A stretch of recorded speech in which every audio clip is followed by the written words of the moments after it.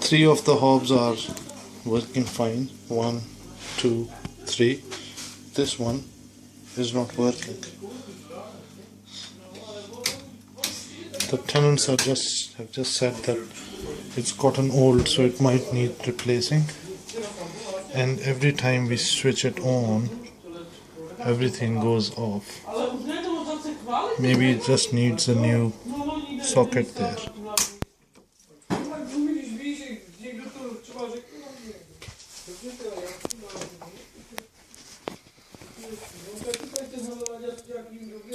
It is on its own spur.